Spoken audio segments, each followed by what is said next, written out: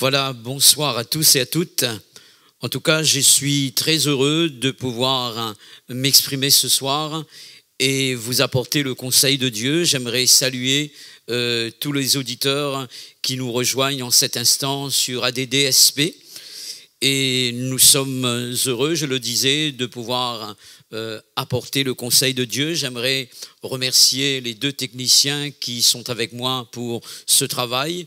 On est, c'est vrai, dans notre salle de culte tout en respectant les consignes, les mesures de sécurité et aussi donc les gestes barrières de façon à ce que donc les choses se passent d'après donc toutes les mesures qui nous ont été communiquées.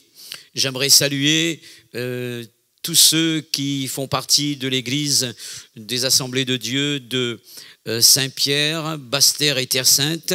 Je salue également les autres chrétiens qui sont d'ailleurs sur l'île et dans le monde entier qui nous rejoignent sur ce site.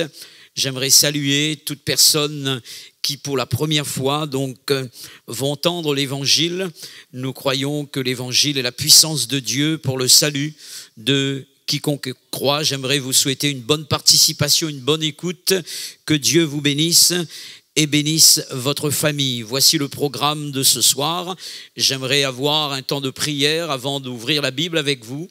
Et ensuite, après la prédication, donc pour ceux qui auraient besoin de la grâce de Dieu, par rapport à leurs besoins, nous aurons un temps de prière ensemble afin que Dieu puisse vous bénir et vous visiter par le Saint-Esprit. Et ensuite, je laisserai quelques annonces pour nos activités d'église. Voilà. Recueillons-nous un moment et prions ensemble le nom de Jésus afin que cette soirée soit une soirée de bénédiction pour chacun d'entre nous. Seigneur notre Dieu, nous voulons te remercier pour cette possibilité qui nous est offerte d'annoncer ta parole via Internet. Et nous croyons que tous les moyens que tu mets à notre disposition sont des moyens nous permettant d'annoncer le royaume de Dieu. Et nous croyons que Dieu va nous assister encore ce soir par son bon esprit, daigne bénir toute personne assoiffée d'entendre la voix de Dieu, de connaître quel est le plan de Dieu à leur égard. Nous prions pour que, suite à cette rencontre qui aura lieu avec le Christ, qu'il y ait des transformations, qu'il y ait, Seigneur, la foi renouvelée dans le cœur de chacun et qu'ainsi la grâce de Dieu soit communiquée, Seigneur. Nous bénissons ton nom, nous te rendons grâce pour le message de l'Évangile. Glorifie-toi pleinement, notre Père, au nom de Jésus-Christ. Merci, Seigneur.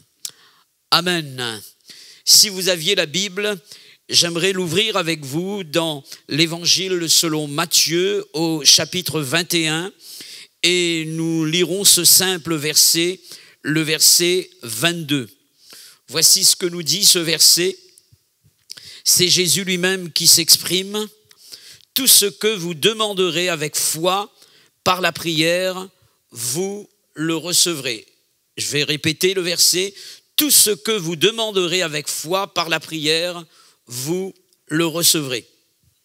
Quand on lit ce verset, de prime abord, on a envie de croire que dès qu'une personne prie, alors la bénédiction, l'intervention de Dieu lui est accordée.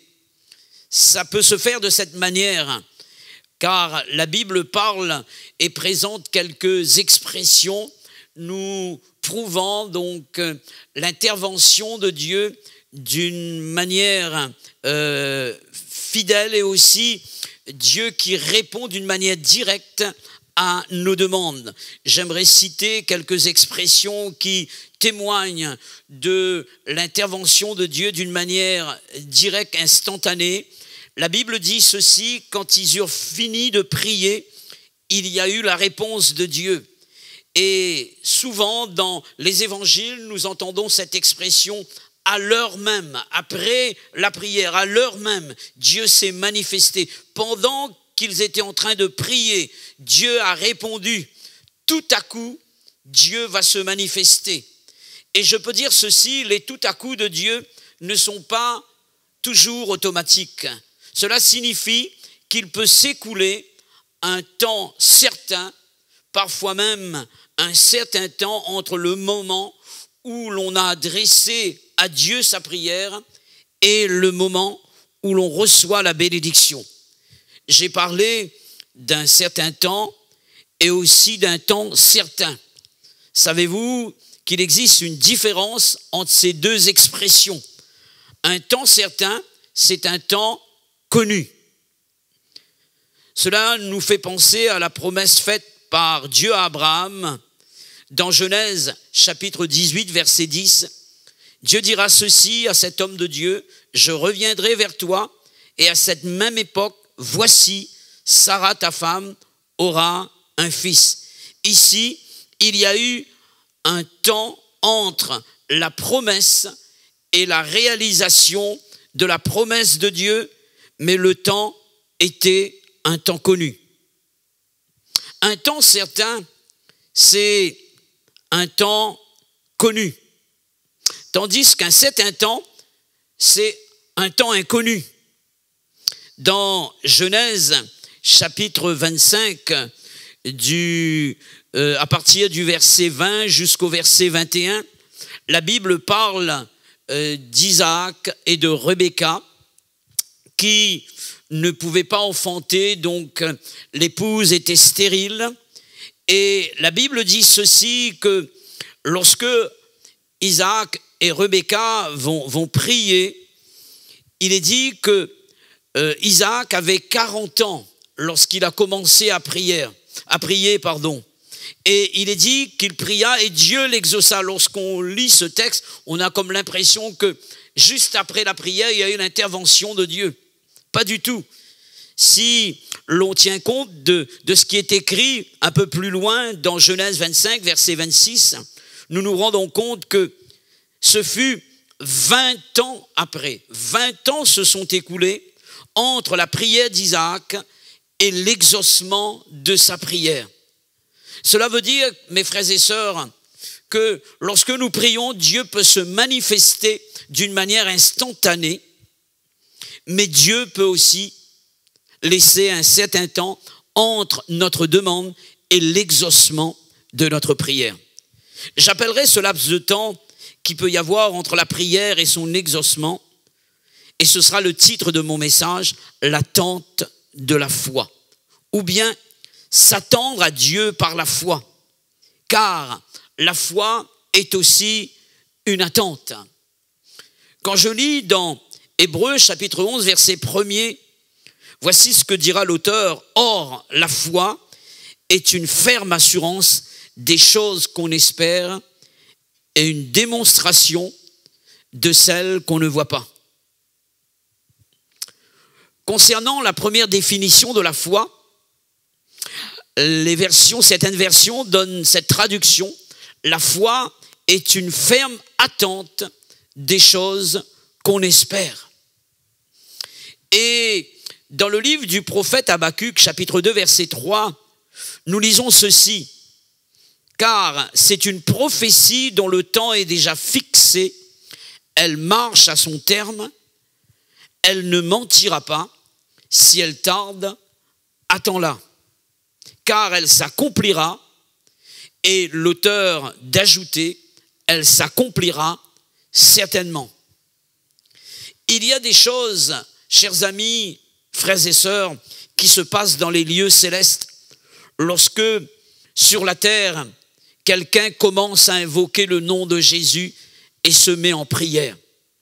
Des choses qui ne sont pas visibles de nos yeux physiques. Des choses que nous ne pouvons entendre de nos oreilles charnelles.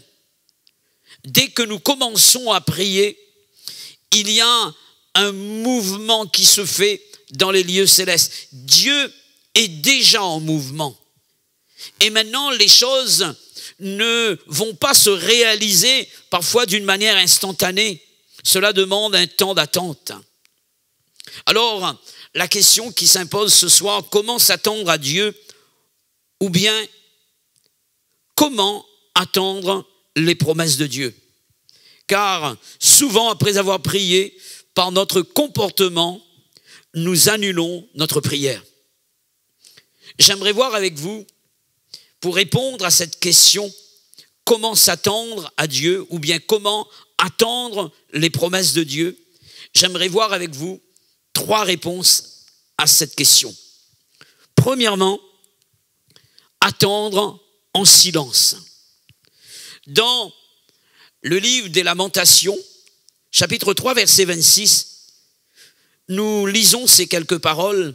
« Il est bon d'attendre en silence le secours de l'Éternel. » Sous-entend, après avoir prié, d'attendre en silence le secours de l'Éternel. Il est parlé d'un secours, il est parlé d'une intervention, il est parlé d'une réponse de Dieu. Mais avant que cette réponse n'arrive jusqu'à nous, il y a un temps d'attente.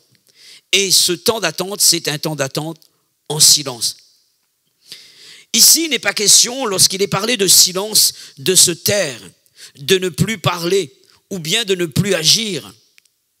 Mais à la place du mot silence, on peut remplacer ce mot par le mot paix. La paix qui est le produit de la foi, justement.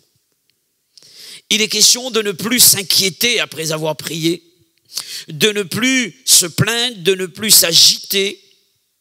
Et dans l'épître de Paul aux Philippiens, chapitre 4, verset 6, justement parlant de la prière et de la paix, il est dit « Ne vous inquiétez de rien, mais en toute chose, faites connaître vos besoins à Dieu par des prières et des supplications et avec des actions de grâce. » Et il est dit ceci, « Et la paix de Dieu qui surpasse toute intelligence gardera vos cœurs et vos pensées en Jésus-Christ. » La prière est formulée à Dieu et juste après la prière, l'apôtre Paul va parler de l'attente dans le silence ou bien dans la paix. Lorsque l'on croit, alors on ne s'inquiète plus, on s'attend à Dieu. La paix profonde dans notre cœur. Comment ça se fait que Pierre, qui a été jeté en prison et qui le lendemain doit comparaître pour être jugé, donc il sera mis à mort. La Bible dit ceci, qu'il dormait dans la prison. Comment ça se fait que dans la barque, la tempête se fait rage, non seulement sur la mer, mais aussi dans le cœur des disciples, aussi dans la barque.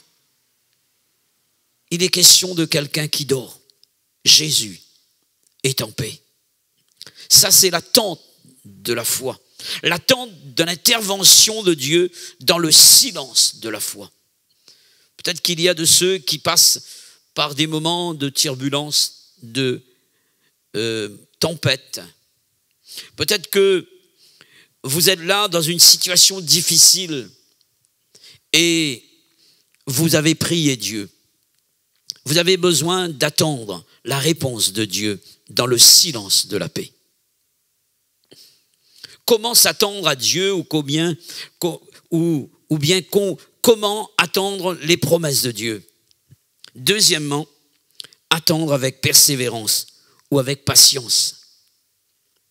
Dans Romains chapitre 8, verset 25, il est dit ceci, « Si nous espérons ce que nous ne voyons pas, nous l'attendons avec persévérance. » On peut remplacer ce mot par le mot patience.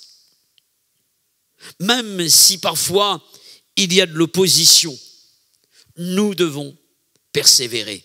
Nous devons être patients pour nous attendre à la promesse de Dieu. Ça me fait penser à Jairus, alors que sa fille est mourante. Il s'adresse au Seigneur Jésus, on peut dire qu'il lance une prière à Jésus, à Dieu. Et Jésus donc va faire route avec lui pour aller guérir sa fille qui se mourait. Et entre-temps, donc, il y a une femme atteinte d'une perte de sang. Jésus va s'arrêter pour prendre soin de cette personne qui avait besoin de lui. Et il a fallu à Jairus la patience nécessaire et aussi la persévérance. Et à un moment donné, il entend cette nouvelle venant de sa maison, de la part des personnes qui sont arrivées de chez lui. Plus la peine d'importuner le maître, ta fille elle est morte. Et Jésus va laisser une parole à Jairus. Il est dit sans tenir compte de ces paroles. Cela veut dire que Jésus a refusé et il a demandé à Jairus de refuser, oui, d'accepter cette mauvaise nouvelle. Il est question de la persévérance face aux choses qui s'opposent à notre foi. Peut-être qu'il y a de ceux qui sont découragés, de ceux qui ont l'intention d'abandonner la course ou bien de donner un petit coup de main à Dieu. J'aimerais vous dire ceci. La foi, c'est aussi la persévérance ou la patience. La Bible dit ceci, et c'est Jacques qui le dit, le laboureur attend patiemment le fruit de son travail. Comment s'attendre à Dieu? Comment attendre les promesses de Dieu? Attendre avec action de grâce.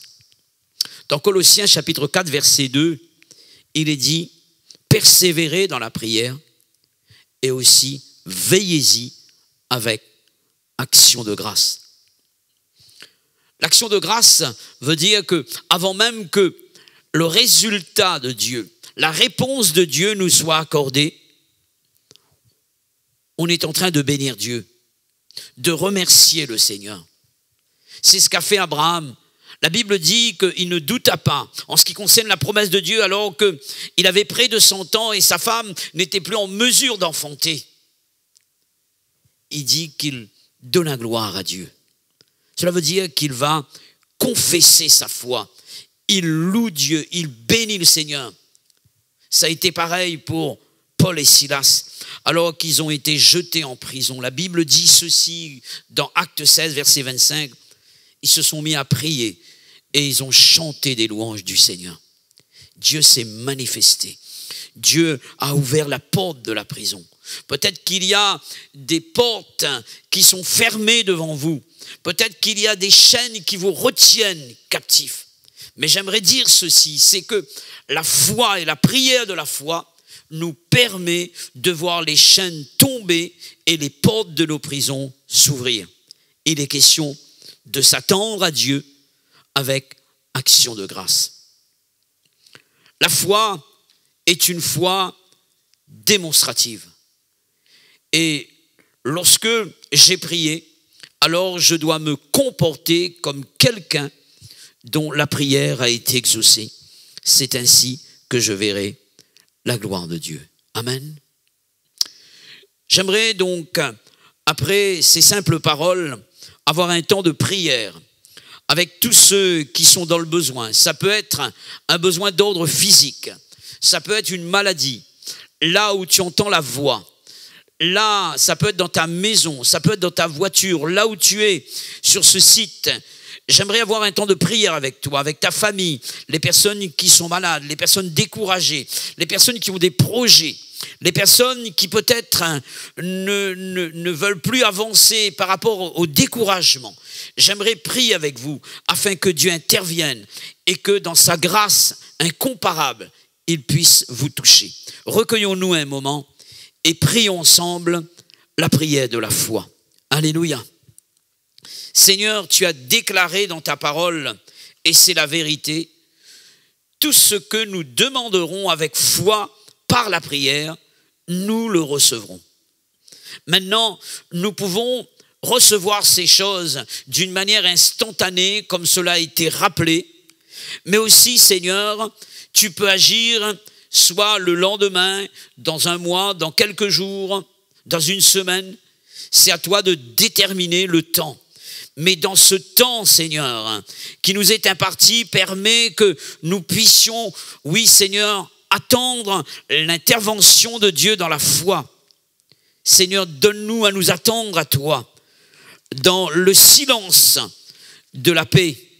Donne-nous, Seigneur, à nous attendre aux promesses de Dieu avec persévérance ou avec patience. Et permet que dans ce temps d'attente, nous puissions, Seigneur, rendre grâce à Dieu, remercier le Seigneur, parce que nous croyons que notre Dieu est fidèle.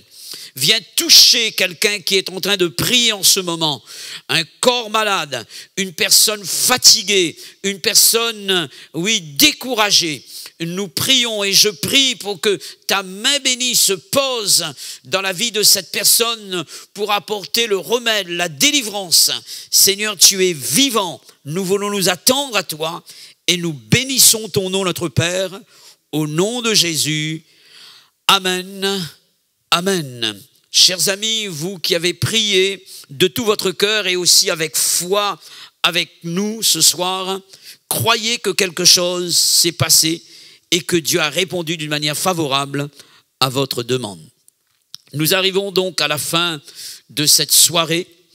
Nous aurons encore possibilité de nous retrouver. Nous avons dimanche le culte à partir de vie.re et je crois que ce culte également est retransmis sur ADDSP. Voilà, donc nous allons pouvoir nous rejoindre sur ce site et pouvoir adorer Dieu dimanche matin. Je rappelle l'heure, c'est à partir de 9h.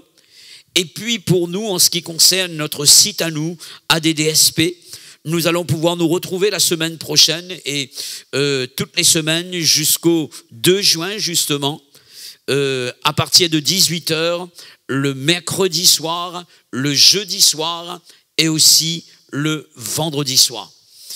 Il est bon que je puisse vous rappeler également donc cette permanence que nous avons mise sur pied donc sur Saint-Pierre centre et cela concerne tous les chrétiens, que ce soit Basse-Terre, Terre-Sainte et Saint-Pierre.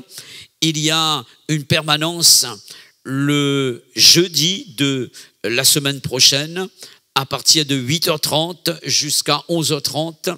Il y aura un pasteur qui sera là pour vous accueillir, pour prier avec vous, pour vous conseiller dans la foi. Et aussi, donc, nous profitons également de ces moments. Il y a des personnes qui nous ont posé la question suivante.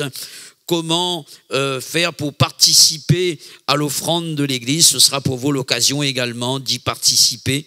Donc, en offrant donc ce que Dieu a mis sur votre cœur pour l'Église. Donc, je rappelle les jours de permanence, le jeudi matin de 8h30 à 11h30, le vendredi matin et le samedi matin, toujours dans ce laps de temps-là.